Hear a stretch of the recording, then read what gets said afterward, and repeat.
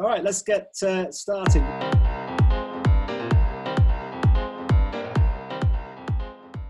So it's with my absolute pleasure that we're starting this series with Anton Musgrove. I'm not going to introduce him. His intros about himself are far superior than anything that I could do. Again, if you get a chance to go and watch him present at any of the events that he is running, do it. He is absolutely fantastic. It's just always inspiring listening to him. Now we're going to find out how inspiring he is on a WebEx. Anton. No pressure, Carl. Thanks very much. Good morning, everyone. It's a really different looking at a little, HD camera on top of my desk, trying to make eye contact with all of you out there. But fabulous that you all taken the time out. I think we've got over 500 of us in the room this afternoon, so that's really cool. So by way of background, interestingly, and I guess we're talking about sort of creativity in a crisis. And that brings to mind the question, how does one reinvent yourself? Well, I started out life, believe it or not, as a lawyer many, many years ago. And some of you might have heard the story, but it was a visit to a dentist that prompted me to read an article while waiting for tooth extraction to take my mind off the impending pain. And that introduced me in 1990, I think it was, or 89, to the internet. And I had a real sort of moment of fear because I realized that if this internet story was real, then our future was going to be different, and I had no clue what that might look like. And in a way, that's, I guess, how all of us are feeling right now. It's interesting that in my business, partly of which is doing keynote conferences and strategy sessions with clients globally, part of my business came to a grinding halt from what was going to be an absolutely record March ever, to zero revenue in 48 hours. Now, I must tell you, it was quite a weekend, but it went crashing down in literally 48 hours. The other half of what we do is engaging leadership teams around, designing a different future. And we suddenly got a call from a client that had been dithering for a long time to close out on a project. And he said, we're starting next week and it's going to be virtual. And I said, and what tipped you? And he said, Anton, the realization that when COVID-19 is over, we cannot bring the old minds to the new world because the world will be different. And so it's that kind of thinking which has framed my career. I went from law into being a futurist. At the same time, I went from law to being a property company manager. And then I went into the world of investments and so forth.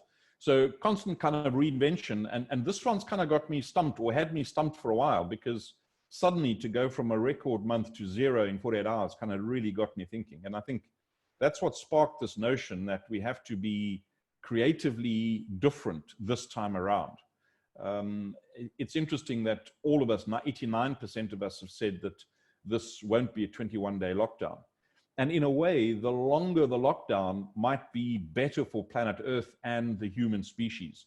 Because the longer the lockdown, I think the deeper the realization is going to be that we can't come back and find the old world and simply pick up where we left off. We literally have to start almost all over again. And that's quite liberating in a way. Scary, no doubt, absolutely. But Colin, I found that kind of quite liberating. It gives us license to really think deeply creatively. And I think coupled with that is the realization that in the old world, where there was a relatively stable, predictable revenue stream, cash flow horizon, business continuity, etc., the cost of saying no to a crazy idea was kind of negligible. Sometimes you wouldn't even realize there was a cost, of course. But in this new world, the cost of saying no to any idea could be really, really expensive. And that's a great moment for anyone that's inspired to think differently and creatively. The person that doesn't listen to you now really needs to have the riot act read to them, I suspect. Now, Anton, when we were prepping this, you came up with the idea to call this particular session, Crisis Creativity, Creativity and Crisis. Why? Well, I think it's for that exact reason, Colin. I strongly believe that we would be remiss as business leaders and as a species even if we didn't take the chance post-COVID-19 to reset absolutely everything we think about everything. And some of these questions that we've posed are not new. We've posed them to some of the EOH teams in workshops before. We've spoken, for example, about what are your core business assumptions that were relevant in the pre-COVID world or the PC world, different meaning this time, pre-COVID and post-COVID world. Are they still relevant? In other words, which are the toxic assumptions in your business? But I think we've got an incredible opportunity right now to literally reset the purpose of businesses, how we measure business success, what is important to us. I mean, an interesting question is, you know, let's assume we are all given a white sheet of paper for the first day when lockdown globally is over. The airports are open, people are flying, clients are phoning in again. We can go to Woolies and do our weekly shop. So life, at least in theory, is absolutely back to normal. On the first hour, in the first hour of that first day, if I gave you a white sheet of paper and said, what would you like to bring into this new post-COVID world from the world before COVID? What would we write down? And what would we say we don't want to bring into the new world? And that will be a really interesting conversation. And so to me, the moment of creativity is now. You know, we've got a little bit more time. A lot of us are not stuck in airports and airplanes or Pretoria to Johannesburg traffic jams. So we've got a few extra hours every day. And I really urge all of us to think really creatively about what we would like to build when this is all over. I mean, we'll come to it in a short while. There's obviously, you know, different horizons that one needs to think through right now. The first horizon is kind of survival. How do we survive the next, 1, 2, 3, 5 or 6 months? But post that, I think now we've got the time to really think. And it was interesting, Colin, I was in the middle of doing a transaction with some associates in Hong Kong.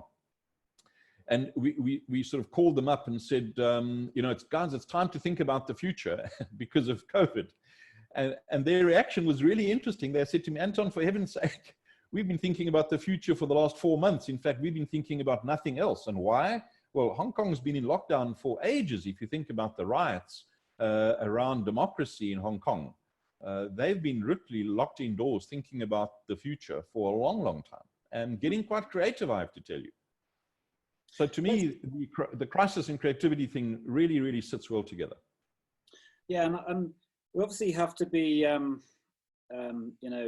suppose, very careful. Clearly, this particular crisis is going to have incredibly detrimental consequences, not just for people's lives and their families, but for businesses.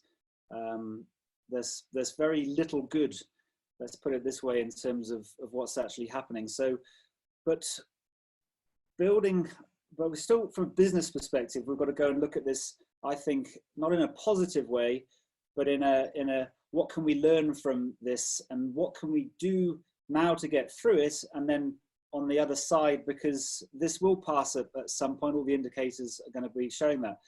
So if we think back to December, no one's heard of COVID-19. There's been no reported cases. We're just now 3 months in, and at some point this afternoon, there's going to be at least 1 million identified cases, right? It is an exponential curve of note. There will probably and sadly be 50,000 deaths reported at some point later today, and definitely within the next 24 hours.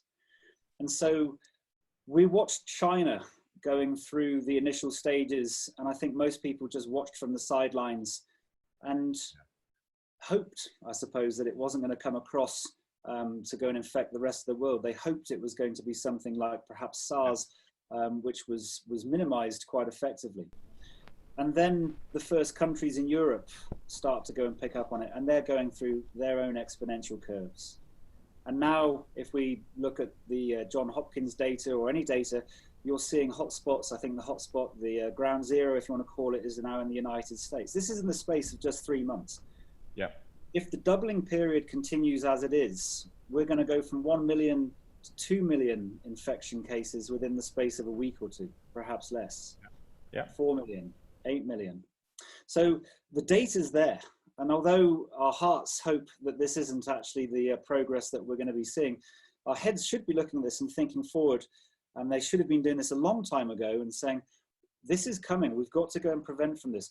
But so few companies, so few governments reacted quickly enough. And I just wonder why you think that is the case. Well, it's really interesting. I'll answer that now. I just want to go back to, your comment that, not much good is coming out of this. And I mean, there is unspeakable tragedy coming out of this, no question about it. But in all of that, I think it's forcing us to really relook at things. And, you know, I saw an interesting question the other day. It said, you know, who's been the greatest catalyst for change in your organization? The CEO, the CFO, or COVID-19? And that's an indictment on us, I guess. The fact that we have to have this massive external pressure point to force us to kind of think differently and change across organizations. But I think we've built, the reason we didn't see it coming is because we've built a system of business and of life in the world which is so finely tuned to super performance and this focus on exponential profit growth every single year as opposed to value growth. And there's no fat in the system. You know, there was a book written, just the author's mind slipped me now, called Anti-Fragility. But the system we've built in the world is all about just-in-time manufacturing, zero stock, you know, absolute thin margins of buffer that we built into the system called life and business, and even government in a sense. You know, they're only doing the minimum necessary to get votes. There's very few politicians around the world doing tough stuff to build resilience into countries and into their models and there's the word that I hate using, but sustainability, you know, the ability to continue no matter what. And so I think that's why we didn't see it coming. It just wasn't on the radar of kind of predictability. Everyone had their noses to the grindstone, really trying to eke out these you know, tighter cost margins, more profits, et cetera, et cetera. And so we never saw this thing coming.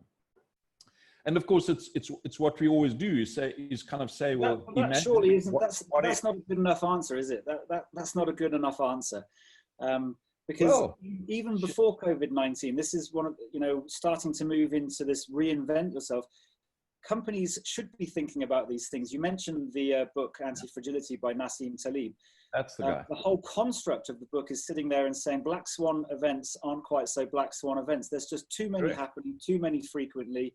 This hypothesis of this normal distribution where there's these rare events and therefore you're going to focus your attention of the company in the center. Maybe you're just going to, biggest expense is a SAP system implementation. And you don't go and then focus enough of your time to hedge for events like this. And let's just go through a couple of examples here. I was reading the FT today, the US airlines, the top US airlines, they've taken 96% of their free cash flow over the last 10 years and paid it out as dividends. Yeah. Oh, here's a crisis where you can't fly planes. And I think on any sort of scenario modeling, there are going to be times within decades when there is significant disruption to being able to go and fly aircraft. Absolutely. It's easy with hindsight, but it does feel like that the guys at the top have just been sitting there imagining this sanguine, sedate world that's going to go on forever. And yet that's never been the case with wars, with diseases, with political disruption, with nuclear disruption. But again, Colin, it comes down to coming through with the carbon situation in terms of global warming. Why are leaders, what's wrong with the structure where leaders aren't incentivized and actually taken into leadership positions where they're trying to think more about these extreme scenarios and making sure they got the buffers and the ability to go and pivot and to deal with them? Well, think about it. I mean, you mentioned the airlines, and my favorite story in the last 2 days is of the price of oil. There was an article came out yesterday that said oil could go to zero or less. In fact, they're predicting that in the next month, there's not going to be enough storage space on the planet to store the oil that the Middle East and Russia are pumping out, because we're simply not using it. Now, I mean, you know, I've done work with the Shells and the BPs of the world. And if you post a $30 a barrel scenario to them as a scary possibility in the future, they kind of think you're smoking something. If I'd said to them, guys, you know, you're going to have to pay someone to take your oil, that would have been just completely unthinkable. So we've developed these comfort zones because we're short-term focused and our heads are down. It's the old story. And I would even argue, Colin, that COVID-19 is not a black swan. We've been talking about a pandemic as a possibility in the world for 5 years now. We all know that we're living in the post-antibiotic era where humans are, you know, don't have that immune system that can cope with external shocks. So we knew it was coming, and bang, it hits us. And guess what? We're totally and utterly unprepared for it. totally and utterly unprepared for it. I mean, in the US, they still don't have, today even, a centralized system for coordinating where to buy masks and ventilators. And you've got individual states outbidding each other for basic necessities. I mean, these are not for niceties. This is just survival stuff. And this is the most sophisticated economy on the planet. And you think, wow, man, we'd better get more creative. Otherwise, you know, the future is not going to be great. So I think all of these are reasons for us to sit down now and start thinking differently. Yeah, and I suppose the premise is, you know, it's something we chat about a lot. Companies need to be a lot more forward thinking, a lot more creative in general. And there's two typical, you know, in the years gone by, there's two levers that I've always found are very effective to open those types of discussions. One is to create a crisis, and one is to go and talk with people where you can really get them fundamentally interested in a core purpose, something which is which transcends just profit. What are they calling it now? Stakeholder capitalism is one of the conscious capitalism. Many of these words. Yeah, yeah. So this sounds to me like an awesome opportunity for all the wrong reasons, but still an awesome opportunities for companies not only to go and do their scenario and stress planning to try to get through this, but to really go and reassess and reinvent themselves to go and start trying to move towards models which are going to make them more robust in future scenarios and actually prepare them for the world which was changing exponentially because of technology anyway. Yeah. You know, Colin, you're absolutely right. And I think one of the exciting things for me is the level of debt in the world is just so big that we can't imagine that, you know, corporate profitability measures, corporate success measures will just continue as they always were. I mean, there's trillions of dollars that have to be regained in the system. And so if we try and regain them in the old way, I think it's going to be really, really difficult. And that's why I think the moment has never been better to think of a new system. And, you know, if I think what all of us are going through, I mean, a week before official lockdown, but already the word was kind of out. I had to go and collect a parcel from our local post office. And initially I breezed in. I thought, wow, there's nobody here. Fantastic. And I'm going to go right to the teller, which I did, obviously. And after a few minutes of just being in this empty space, I said to the teller, wow, you know, actually, having thought about it, I really miss people in here. And all of us are experiencing, I so wish I could go and have a glass of wine with my best mate just up the road right now. And of course we can't. And so, and this is only day 6 into our lockdown of 3 weeks. So by the end of 3 weeks or 3 months, whatever it turns out to be, I hope there's going to be a deep realization that people matter more, that the things we want to plug back into the system after we end this will be different to the things we prioritized as we went into it. And all of that together, a global realization in society that you know, we've all been through this together. This is not a geopolitical war for dominance on the planet, although that might be happening behind the scenes, of course, if you listen to some of the conspiracy theorists. But humans are going to realize other things are really, really important. And I am hoping that at a business level, we realize that building interdependent, mutually valuable engagement models or ecosystems become A, exciting, B, incredibly valuable, and create much more resilience in the business model. And a lot of that, I think, will be born out of how we behave right now as business leaders.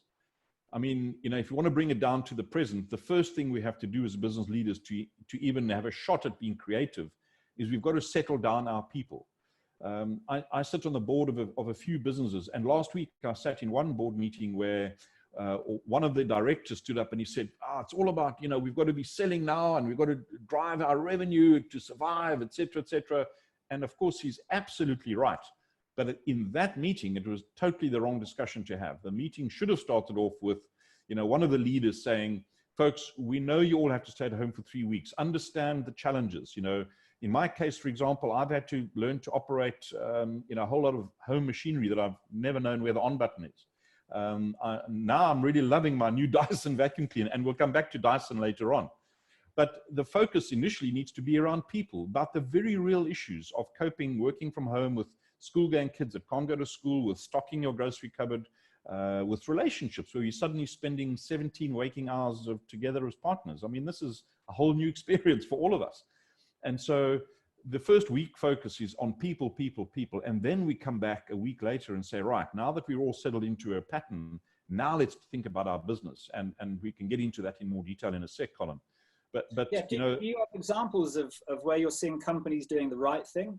And that should have been the thing they were doing, a year or two ago, but this crisis has inspired them to actually start doing the right thing. And obviously examples of companies that are just doing absolutely the wrong thing, and their just brand reputation is just being demolished just within seconds. Yeah. So one of the examples that I really enjoy is Patagonia clothes. You might even, I'm not sure if you're wearing one of them now, Colin. I can't sort of look down to see because then I'm taking my eye off the camera, but actually, Patagonia clothes. Before we go into Patagonia clothes, for the audience, if you've got examples of companies that you think are doing awesome things, not just for the benefit of marketing, I mean genuinely awesome things, which is from their heart, which is benefiting them because their brand is going up, do share it on the chat. We've got a couple in mind, but would love to hear what other ones you're seeing, what you've experienced, what you're actually seeing through on the newspapers that you're actually reading. I'd love to hear the companies that you think are doing incredible things. Yeah. Sorry, Anthony, go on. So back to Patagonia, and it's not a new thing they're doing in the last month or so. It goes back years, and that's what I love about it because it's so authentic. So as we know, Patagonia clothes is all about the environment. It's about the outdoors. It's about surfing, mountain climbing, and all sorts of outdoor activities. And they had a wonderful quote in the middle of a board meeting, maybe 8 or 10 years ago. The CEO looked out their boardroom window and the waves were really, really great for surfing. And so he said, okay, folks, important board meeting, long agenda, lots of stuff. Close your laptops, close your notepads. Let's get out there and go and surf. And they abandoned the board meeting and they all went surfing together, right? That was their culture. That was their DNA. And it was totally aligned with their purpose as an organization. And for them, that moment of living their true purpose themselves was way more important than a board pack that they had to wade through sort of formulaically in a process. And it's that level of authentic connection to why you exist, I think, that they lived by and have always lived by, to the extent that they even sued Donald Trump because he cut the budgets for the management of national parks in America. So they really, really live their purpose. And at times like this, that level of authenticity shines through and I think drives their people, their employees to rise to the challenge that a COVID-19 scenario introduces. Whereas if you've always been about short-term profits, targets, quarterly numbers, et cetera, cutting all the fat out, not a human overlay in your business. And now when you're in the middle of a crisis, you're saying to your people, wow, folks, please, all hands on deck. It kind of falls a bit flat. I mean, one of the big multinationals in London recently said to all its people, we're not promoting anyone this year and we're not paying any bonuses. And then they're converting all their staff time out now during lockdown to their annual leave. The problem is they're still paying the same dividends to the shareholders. And their people are saying, what the hell? And that's a real problem. Yeah, I suppose, I'm not sure what the quiet saying is, but you certainly know who your friends are when you're on your deathbed. Exactly. And I think that the companies that have been doing the right thing over the last 5 or 10 years, they get huge amounts of empathy and support, not just from, from all their stakeholders, from their customers who want to go and support them and understand and try to work with them, from their suppliers, from their investors, from their staff. But there's so many companies that you see out there that they haven't been able to do that. They've just been working on short-term profit and dividend. And then when they're starting to struggle, no one cares about them. And what I find interesting is a lot of those companies were probably going to die anyway. They really were, because of technology, and they hadn't kept up with the times.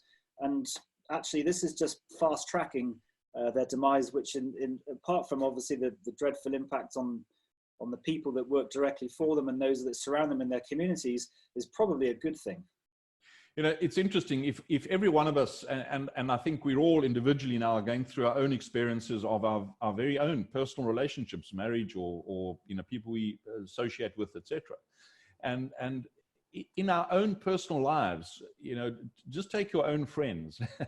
And the most valuable bit of help from a friend is not the help you get when you phone to say, come and help, and they come, which of course is important and it's great to know they do come. But it's the friend that actually anticipates a need that you might have and offers help just that moment before you have to ask. that is way more valuable and way more appreciated. Now, if that's the case at a human personal level, whether it's with your husband or wife or child, whatever it is, take that out into the business world. For organizations now in this time of crisis to be partnering with empathy with their clients and customers to say, we don't know what the answer is. We don't even know even if we can do it, but let us have a conversation with you to see what you're going through and how can we help. And how can we together create something in this short-term phase of absolute survival that will sort of help us get through that, and then we can work out the detail afterwards.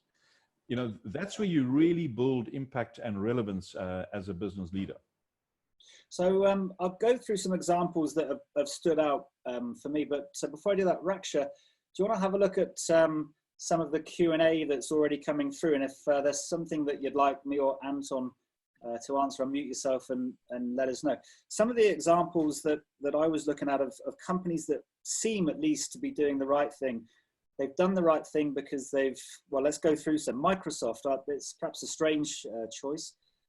2014, they reinvent themselves. They go away from just being we're selling PCs and getting them into every home. We're now going to be purposeful, trying to help people to improve productivity globally. So they've redefined their purpose. They've massively invested into trying to go and change themselves into a new set of technology. Here comes Azure, for example. They've created great partnerships. They've set up schemes. I think it's $500 million they're putting in to support startups. They've built communities where they're working with companies. Their offices in London, for example, very open campus, very much around this kind of community partnership thing. They start working more closely with companies like Salesforce, for example, and Apple, where previously they've been, you know, head to head, even though they're still competing. They've realized that they're part of an ecosystem. So I've been absolutely, I'm not surprised at all then that they're starting to work with Johns Hopkins to help with the data on the COVID-19 website. Funding and providing, I hate to say it, I don't like Microsoft Teams, but at least they're giving Microsoft Teams to the teaching community without charge. That's a great example. A couple of quicker ones. The Marriott, the CEO and the chairman foregoing their bonus, and then the whole executive team cutting salaries by 50%. Virgin, a little bit late to the party, to be honest. Richard Branson's normally a bit quicker on these things. There were some discussions on the staffing side of things about putting people into effectively, you know, holiday without pay scenarios. That obviously didn't go down too very well, but very quickly he stepped in and said, from his personal fortune, I'm giving $250 million to try to protect, you know, my staff. And Richard's always said, in all of his businesses, his employees are the most important.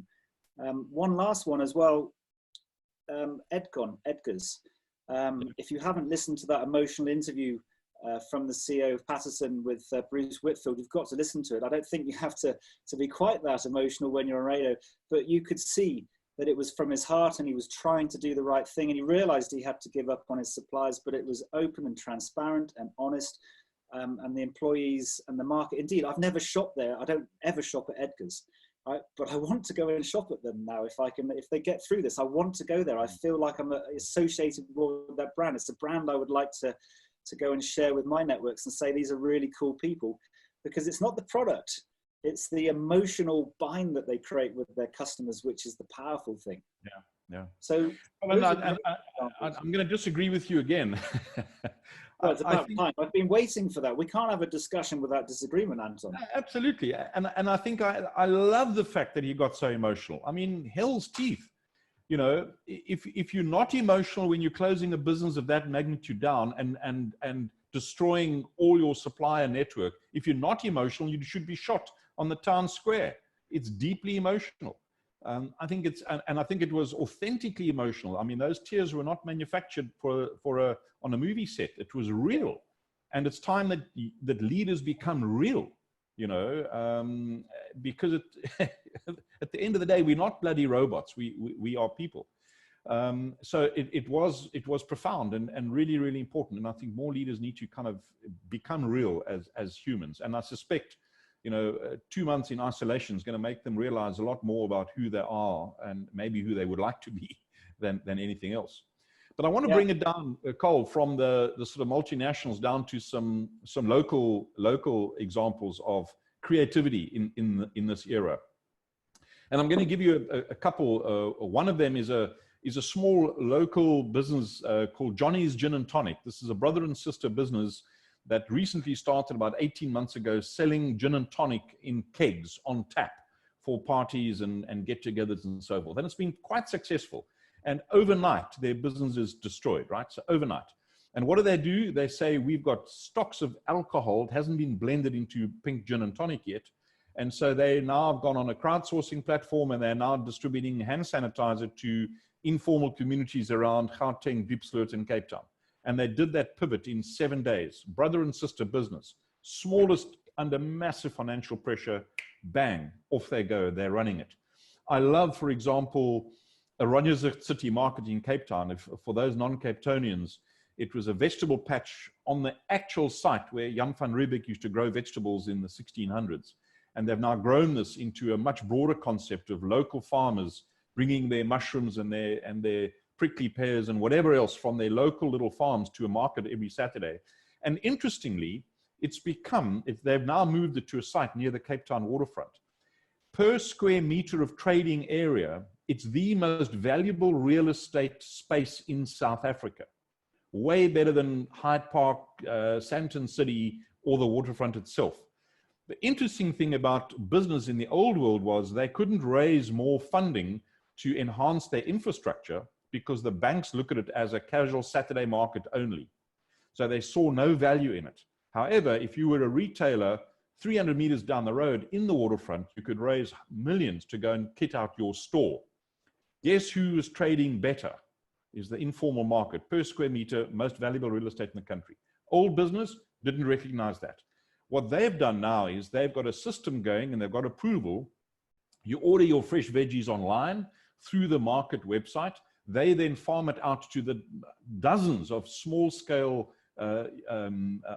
organic farmers. They then package a package for Anton. You get sent by WhatsApp a code, which you print out, and you drive into the market on Saturday, put the code up at your window. They don't open your window. You press the boot open, they put your veggies in the boot, and off you drive again, having prepaid for the vegetables. Completely reimagined how their logistical supply chain delivery model completely works. Another fabulous one, of course, is the Kruger Park. Before you go on to that, because I did promise Raksha. Raksha, I'm going to unmute you. What questions have you got? Hi, Carl. I've got a couple of really good questions here. One of them has come in from Yusa Abrahams, who's asked, how do we ensure that EOH is practicing being an exponential corporate citizen that you talk of? In our experience, that has not been part of our culture and ethos, and how can we make sure that it is in the future? Well, look, that's a really great question. I would answer it in a number of ways. Firstly, list what EOH is doing as an organization right now outside delivering value to your client base. And on those projects, how many of them give you goosebumps? And to me, again, a human reaction, a physiological reaction is when goosebumps are triggered by an emotional chemical response in your body. So when you read about a project, do you stop and say, wow, that's really exciting? So that's one way of answering it. I think if I look at the diversity of businesses in the EOH family, you know, and I know that what you guys have been really, really good at trying to do is to smash down these silos and see how we can cross-collaborate. There's never been a better chance now for the organization to just remove those silos and really hypercharge the cross-functional collaboration to come up with whole new ideas. I mean, think about Dyson, right? There was one of my examples going to be Dyson make these really funky, you know, home devices. I went out and bought a Dyson cleaner just before the lockdown, thank heavens, because it's an amazing device. High tech, highly specialized, very focused. And what do they do 7 days later? They've harnessed everyone in their whole supply chain and they're now making respirators. So what would the EOH equivalent of that be? That you know, might look like a loss leader, if you like, in the short term, but it's going to change the way we behave, the way we collaborate, the way we ideate across the EOH family, nationally and even into Africa. And then how do we take that back into a legitimate business model subsequently? But how much of what you're doing really gives you goosebumps, you know, and that's way beyond a CSI budget. That's something different. Colin, your thoughts? What else? There's a really good one that's coming from Iman Stassiford. Do you think companies and people will accept a reset? If we take the 2007, 2008 economic crisis, we still see companies that got themselves heavily into debt. I'm referring to Edcon as an example. Yeah. So if you look back at Edcon, what triggered the Edcon crisis was way back, and it was nothing other, in my view, than capitalist greed. There was a private equity buyout. The plan was to smash out the costs, ramp up the sales, make a fat profit margin and relist the organization. And that debt burden ultimately, in a world where retail itself was changing, just became too much. But the catalyst, the trigger for that was too heavy a debt burden during the delisting, buyout, and so forth. And so, again, I mentioned it very briefly in my introduction. I think the longer that COVID-19 and the more dramatic its impact on humankind, the more chance we have of the whole world realizing that a reset is necessary. You know, we have been talking about, and I've spoken it, I know, at one of the EOH sessions that I was at, I've spoken about firms of endearment, conscious capitalism, stakeholder capitalism. These are not new words, but they somehow are gaining an urgency that I've not realized or sensed in the world before. And I'm talking the global debate. I'll give you another crazy example that in America, 40% of workers in America started their working careers in the so-called tip industry. In other words, minimum basic wage, and you actually survive on the tips that your customers leave you. 40% of people in America today started their careers then. Today, in March 2020, the minimum wage in America for a tip worker is $2.14 an hour. The tip workers are all unemployed right now. The scale of the human tragedy is immense. That's going to create a clarion call to society to change the system. If, you know, just add that voice to, and I think they said there's something like 45 million tip workers across America today, all right now unemployed. So to me, the rapidity with which this crisis spread, the ubiquity of its impact, every single household in some shape or form has been impacted, no matter where you sit on the, you know, the balance sheet scale or the income, monthly income scale. Everyone has been impacted, and significantly.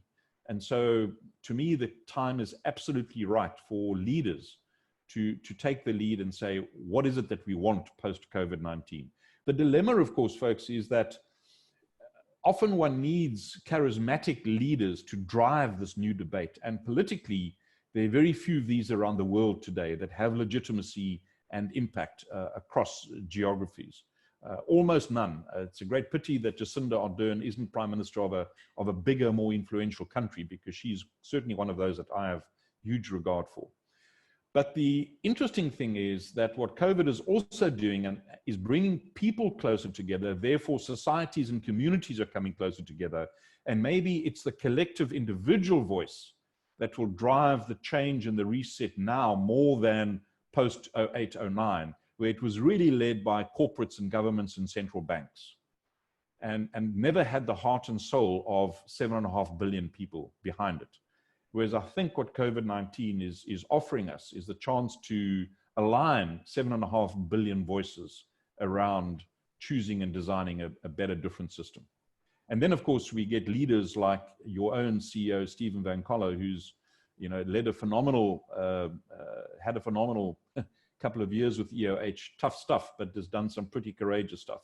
So it takes leaders like that from companies, I think, to serve as a base through which the people's voice can be channeled and the impact can be made. So I've got a couple of questions coming in on similar themes, but to give it context, I'm going to launch this poll and see what everyone out there is thinking on this, and then we'll touch on the sort of questions that are coming through, which I think relate to this. Let's give it I won't put the music on. I did like the music. So, of course, in your question, Colin, is the question, what is normal? Well, yeah, exactly. I'm assuming normal is that benign place that it was, where we were just worried about short-term things, and COVID was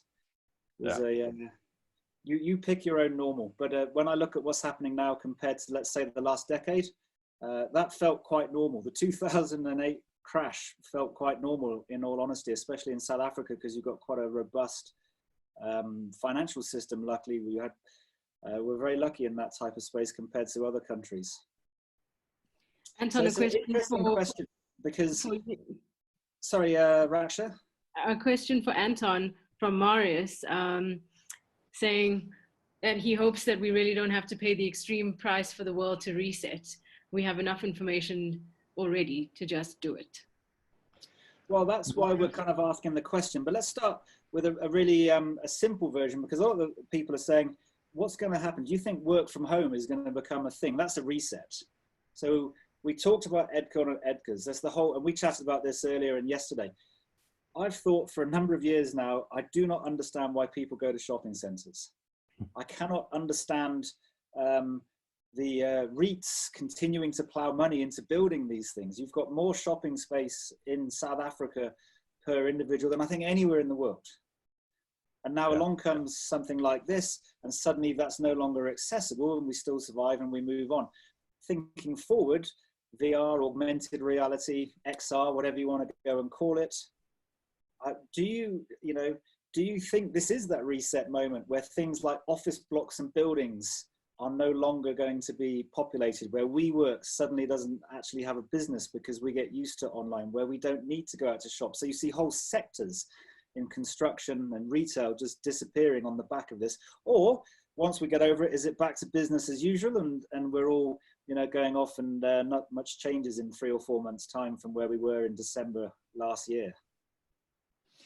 Look, I mean, so Marius asked the question, do we have to go through so much pain and horror to reset because we have all the information?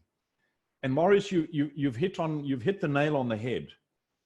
People don't make rational, logical decisions based on Excel very often. Very few people do, even at company strategy level. So ask yourself why so many McKinsey type consulting strategy reports don't get implemented well. It's because they're intellectually so robust to the second decimal place, but no one feels the heart, right? So they don't do what is patently obvious they should do. Colin raised a few international examples earlier. So I'm afraid to say that humans only change when there's been pain, when they've personally felt something shift inside their bodies, their hearts, their personal experience. Then we change, right? And in strategy, we try and ignite that when we come up with a concept of a purpose that everyone kind of gets excited about in order to create that moment of shift. But every one of us right now is shifting. I mean, I started a session with some clients in the last few days, and the first question I've asked is always, so let's just do quickly, what do you like about the present situation? What do you wish, and what do you hate? And what everyone likes is the fact that they're not sitting in traffic between Joburg and Pretoria. It's probably 80% of the answers. So every single one of those people that would sit for 2 hours in the traffic in the morning is having an emotional connection with their families, with themselves, with their garden, with their coffee mug, I don't know, in the morning, which they were denied for a whole career. And that personal, emotional, experiential shift is what's going to drive us not to go back to the old model, Colin, of working in offices. I mean, if you hold shares in your portfolio now of a property REIT, go short, brother, because who on earth is going to want to go and re-sign long-term leases with committed rentals? And companies are discovering maybe they don't do as much or as well or as much profit or turnover. But my guess is they're going to do 80, 85, maybe even 90% of their previous turnover, but with zero property overhead. So that's like a pretty good equation, right? You're doing 85% of your turnover with a whole chunk of your P&L, cost side, taken out. That's got to be a win. People are happier. Yes, it comes with other consequences like, do you have fiber? Do you have the right camera and headset? Do you have an office with a green screen? How do you manage family time, private space, etc.? And I think all of us are discovering that we've got to redesign our own personal routines. I mean, my experience of the last 2 weeks is I've never spent more time in front of a damn screen than ever before. So I've got to really get creative about, how do I go and exercise? How do I go and sit and have a cup of coffee with Carla and so forth? Well, we had a lovely cup I of want coffee to go back into an office. Virbela, didn't we? We had a Sorry? lovely cup of coffee yesterday in Virbela. If you don't know Virbela, Exactly. well, I've got the email addresses. We can email it back, but it's an online platform. Yeah. What would you describe it as? Second Life, a sort of Second Life, the Sims type of online community. You go in, you meet people, you chat. It's got your avatar, which you can sort of dress up.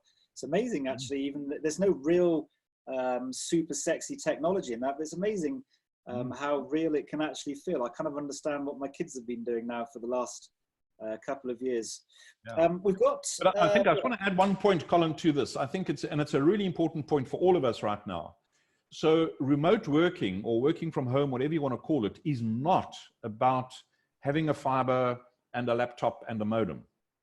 It's not about that. It's way more about the human side of engaging with people where you can't physically sit across them.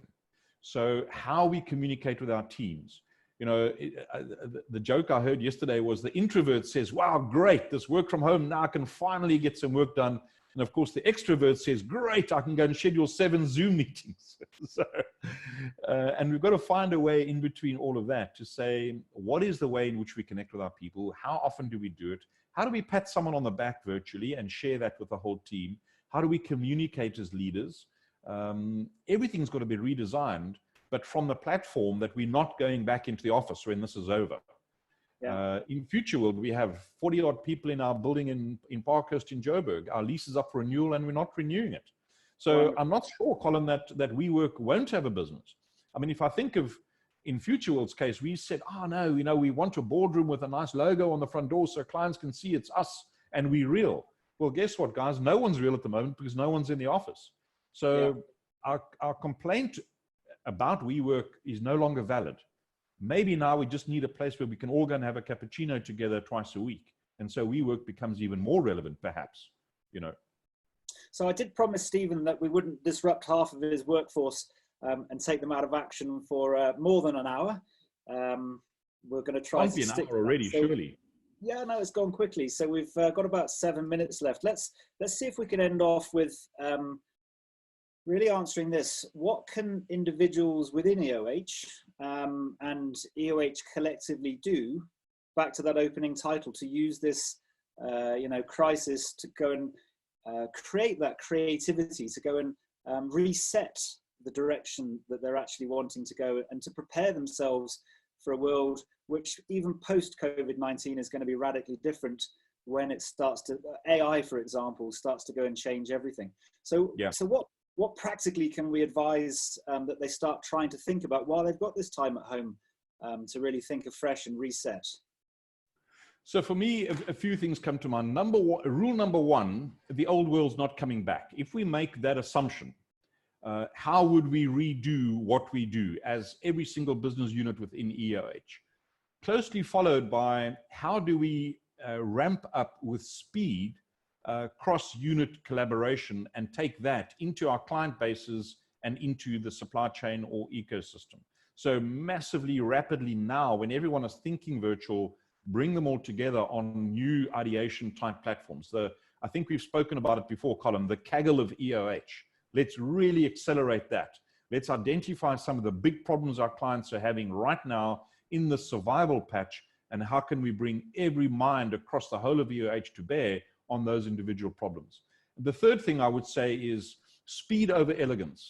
You know, we've all spoken before about let's get that alpha, beta, delta model out before we take it to market and launch. Right now, I think more than ever before, if we're going to solve some of the short-term survival problems, we've got to get out there really, really fast and then iterate absolutely fast. Establish a new cadence, a new rhythm of rapid prototyping. And I think perhaps most importantly, to wrap all of that up, Guess, is own the story. What is the new EOH story in this new world? We know the EOH story over the last year. It was, you know, let's face up to some bad stuff that was happening. Let's own that. Let's stick to that. Let's be transparent and do all the right tough stuff. But I think there's a new story that EOH must craft now to really own the narrative, or own the space in the next 6 to 9 months. And it's an incredible opportunity, as Africa seems to be 2 or 3 weeks behind the rest of the world, for EOH to really come to the fore with some massively groundbreaking impacts in not only COVID, but beyond that. Actually solving some of your clients' immediate survival problems. And then, of course, there's some practical things like, cash and liquidity is absolutely crucial. Keeping your people motivated. I mean, we're only 6 days into lockdown. It's still funky and fun to some extent.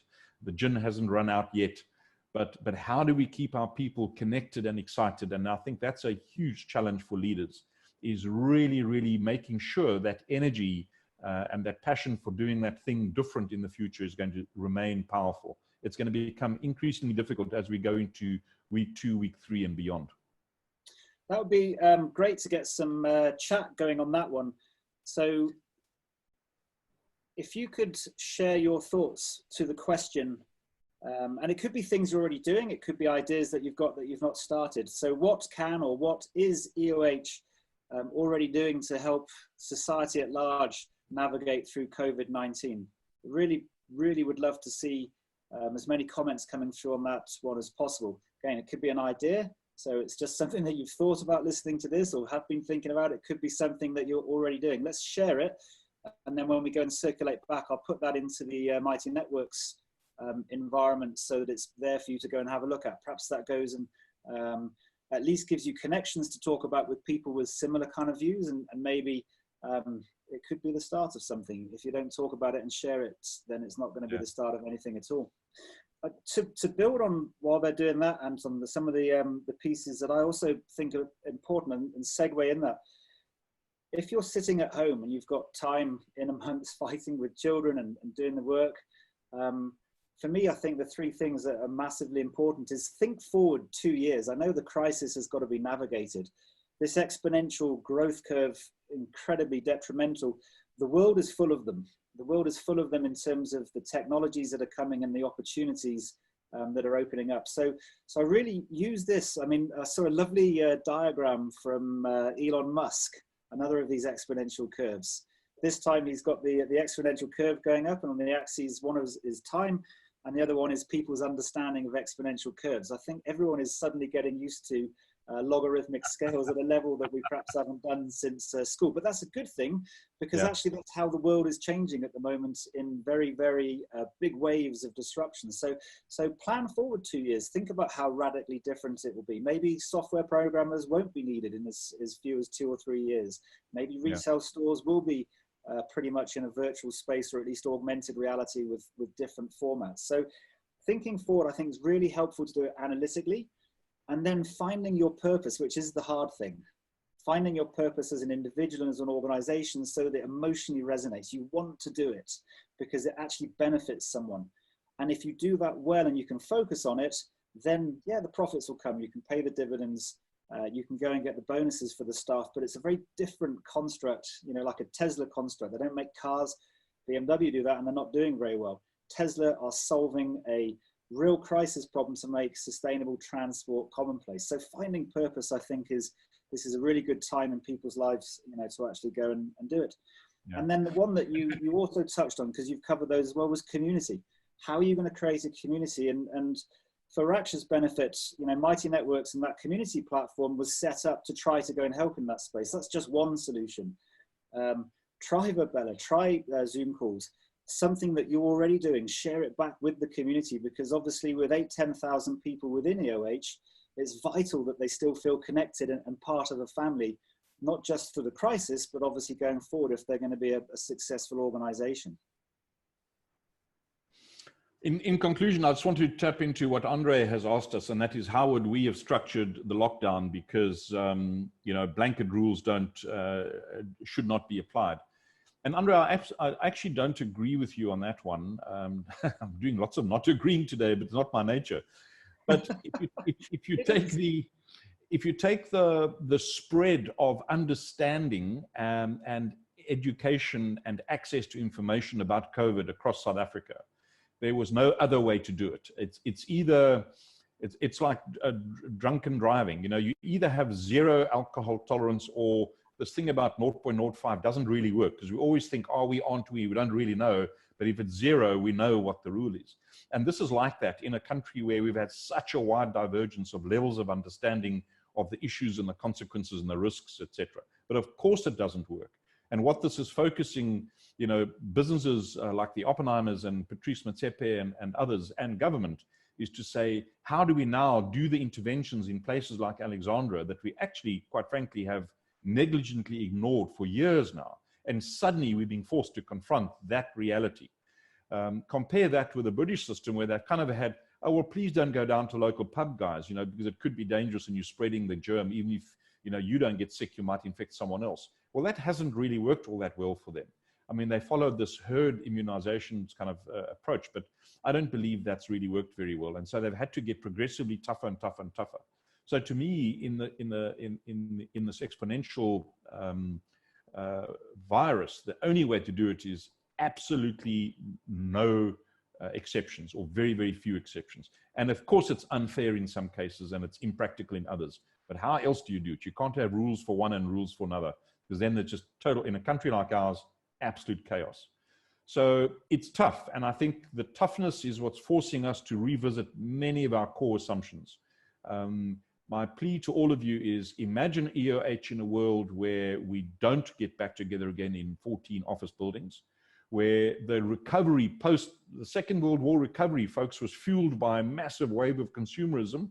And I'm not sure we're going to see that wave of consumerism dig us out of this whole post-COVID for varying reasons. One is just lack of money, levels of debt, levels of unemployment, but also millions of young people around the world and others clamoring for a new model. I'm realizing a bunch of stuff in my office I need never ever have bought. And I think many people will have the same experience after a month of lockdown. So what will those new business models be post-COVID that will make ourselves individually and our organization super relevant? Good luck, folks. Enjoy it. It's not going to be over for a while. So find ways of really making it work for you. Right. For everyone that's still on the call, I've just launched the final poll. It'd be great if you can give your feedback on that. Anton, I just really want to thank you. Thank you very much for taking the time to join us and being the first guinea pig for the sessions that we're planning to run over the next couple of weeks. To everyone that was on the call, thank you very much for your questions. I'm so sorry, there were so many questions that I don't think we covered even 2%, but thank you very much for posting the questions. And the video is being recorded, so we will be, I'll be asking Raksha to help me to go and make sure we circulate that back, either the entire video or sections within it. The chat will also be downloading and firing back and posting through into Exponential EOH in Mighty Networks. And until next time, which is planned, I think, for, is it next week? I forget, but there is already a new booking coming up with an awesome speaker. I think it might be Charles Savage from Easy Equities for the next week or two. But until then, I really wish you, I don't know, a pleasant lockdown. Let's just stick with the term of the week, the month, which is please everyone stay safe, and thank you very much. And get creative, folks. Get creative. Thanks, Colin. Thanks, Anton. Ciao. Ciao.